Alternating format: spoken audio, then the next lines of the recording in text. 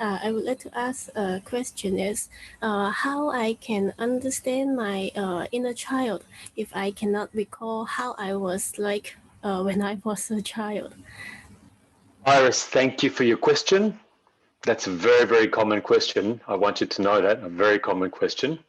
And just very quickly before I go on, I want to just take a moment to thank everybody so much in the EDiversity team for doing such a great job in bringing us all together and for this opportunity, and to welcome all of you who are listening right now and who might be listening in the future. I very much appreciate your presence in the most important endeavor of taking care of our children and taking care of ourselves.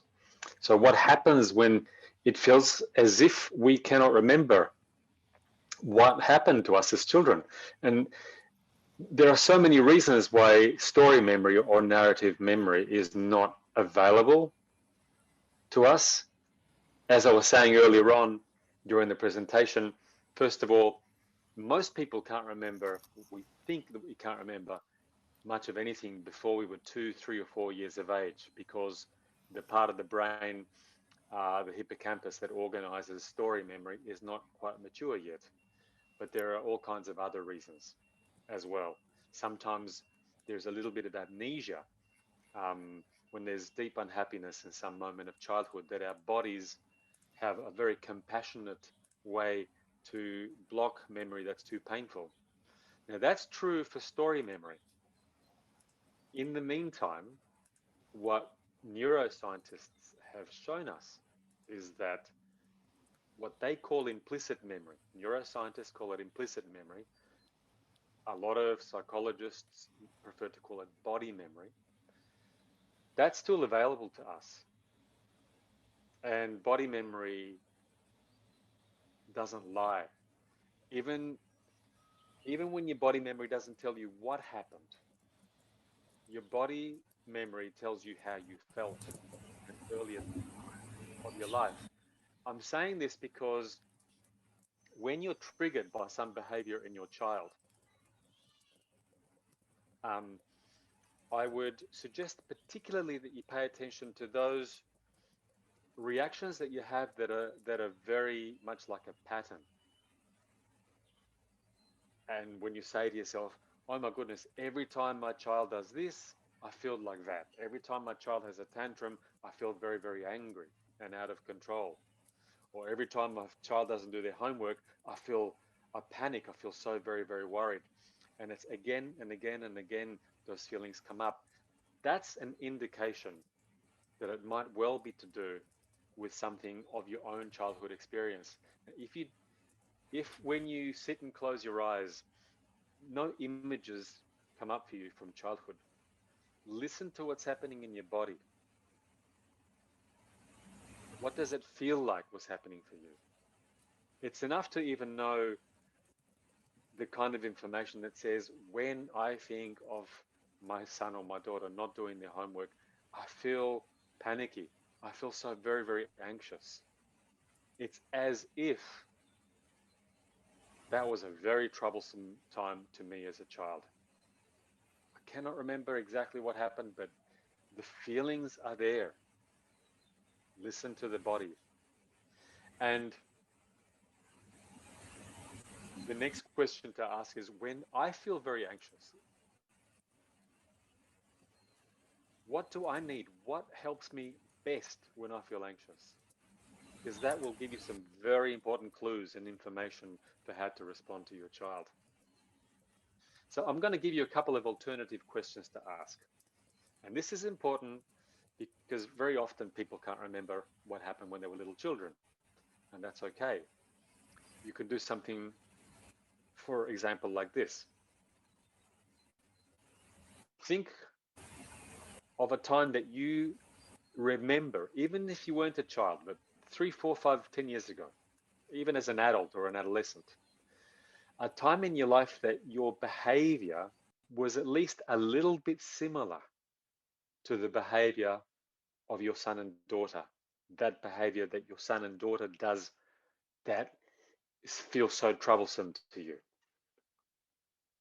so that the part of you that is most similar to your son and daughter, how has that part been treated sometime in your life? And if you can't remember at 5 years old, think of when you were 15 or 25 years old. That's okay. That will give you some clues. It puts you in touch with your inner need. It helps you to realize, when I feel this way and life doesn't treat me how I really need to be treated, this is what should be happening for me. And then, aha, now I understand a little bit more about what my son or daughter needs. Okay, what's beautiful about this is that the most powerful way to gain deep insights and empathy for your son or daughter, so that you become effective, you know how to respond, is to understand them from the inside. How has that part of me been treated when I felt similar to my son or daughter, when I behaved similar to my son or daughter? If it's, you can't stand the tantrums of a 3-year-old, well, when I had been angry or annoyed in my life, how has the world treated me? And how did that make me feel? And what did I really need? What really would have helped me instead to give me strength, to bring me calm, satisfaction? Aha, now I can see what perhaps I can do for my son or daughter. That's understanding our children through the inside of ourselves. Okay, if you can't remember childhood, use a time that you can remember. And the door that you begin, the open door that you walk through, the starting point is the body. Notice first, what is my body saying right now when I'm triggered? When have I felt this way before? Okay, Iris, so I hope that helps you. Thank you for your question. Can you walk us through the 5 reflection steps with an example? Thanks. With an example. That's a good question. Okay, yes, I would love to illustrate that for you. Well, I hope you don't mind, because I don't have a lot of time to think right now, which is my best example. The first one that came to mind is from my own life. When my daughter became an adolescent, a teenager, like every other adolescent, she would start to voice very strong opinions about this or that, about the world, about politics, about society, about food. And like so many adolescents are, most adolescents, it's really, this is a stage, very typical around the world, regardless of culture or ethnic group, that her opinions would carry like the voice of expertise. Like she's been studying the subject for decades, and I regret to say that sometimes I would be triggered, and you know, there's that voice in my head that's saying, this is ridiculous, this is silly, and that instead of allowing her the space to have her rehearsal for thinking about the world. And you know, this is how young people are getting ready to contribute to society. You can't contribute unless you have an opinion about how things should work.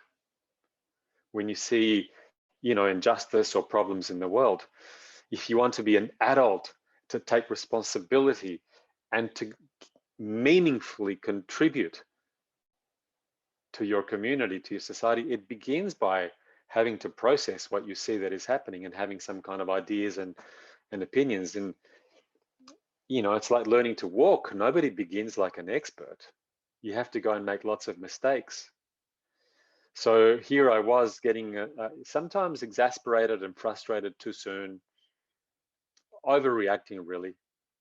And I could see that if I said something that was shaming, just because I disagreed very strongly, if I said something that was shaming to my daughter, that her eyes would be downcast and she would look away, I could see that she felt very disempowered, very deflated. It's as if I had a belief that unless I thump the table and become annoyed and speak with a louder voice and say that's silly, unless I did that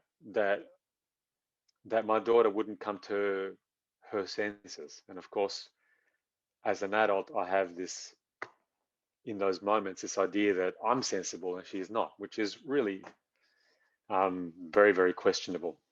And I could see that this was happening repeatedly and that it was starting to become a wedge between us in our relationship. So I did my processing of going back, beginning by noticing how quickly impatient that I can become in those moments, and the tension in my body, to that impulse to move forward and say, don't say that, that's silly. You know, that's a kind of a shaming and crushing reflex.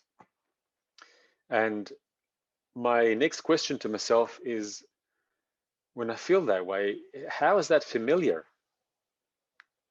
What does that remind me of? And pretty quickly, that took me back to a series of moments in my life faced with my dad, and as a young man, and my own opinions, and how quick he was to say, you know, he could be humiliating. I remember what that felt like. You know, as an adult, I can understand a little bit more about why my father was worried about some of the things that I would say, but it did not help me.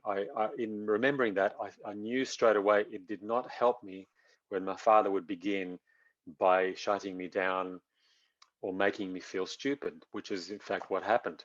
I remembered that body feeling of humiliation, and that it didn't bring me closer to my dad, but that it actually drew me away from my father.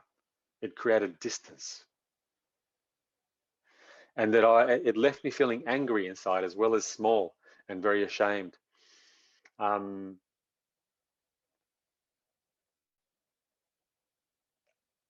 I noticed too in that memory that I stopped wanting to listen to my father for guidance, because I expected to feel shamed by him. And that's an awful sensation, really, especially as, you know, 14, 15, 16, 17, and you want to exercise your voice in the world. You want to start to be a man or a woman. My next question to myself was, I wonder what I needed in those moments. What would have made me feel much, much better? Because I didn't want to feel humiliated. That was very, very clear. What also became clear to me as I went into my heart is that I didn't want my father to ignore me either. I didn't need him to agree with me. That's not what I needed.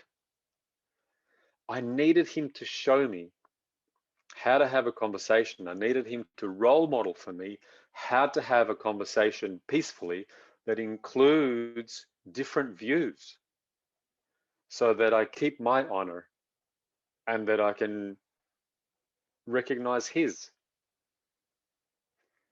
I needed that kind of mentorship, which I received later from other people, but sadly not with my father.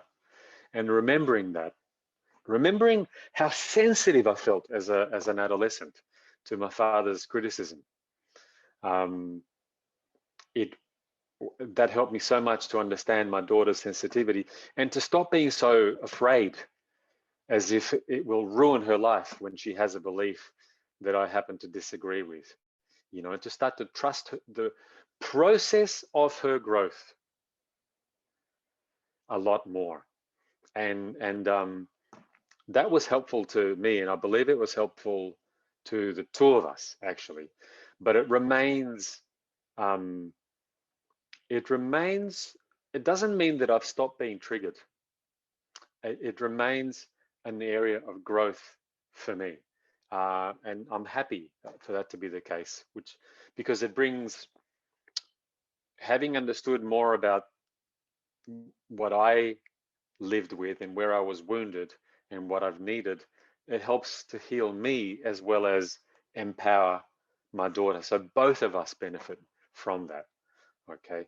And now in my work as a psychologist, psychotherapist, I see examples like that, an enormous variety of examples every day in my work.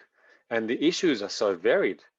It's things to do with holding and sensitivity towards a little baby, or things to do with boundaries of behavior for little toddlers, things to do with the right to be playful. And children need to have the freedom to play.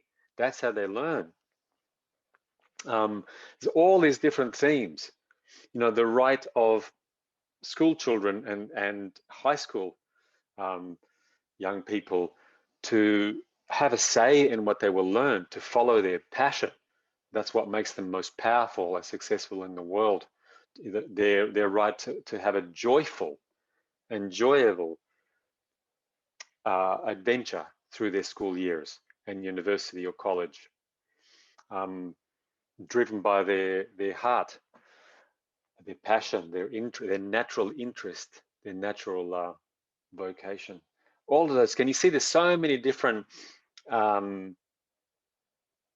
emotional needs that we have at the different stages of childhood, and that's why every inner child journey that we take will uncover a vast array of, always a different theme every time. But in the moment, it's simple. It's simple. When you're triggered, what does this remind me of? When have I felt this way before? When this happened to me before, how did it feel? What did I most need? What did I need? How can I perhaps have that in my life now? And that gives you new insights, beautiful new insights about your son, your daughter. Okay, so thank you for your question.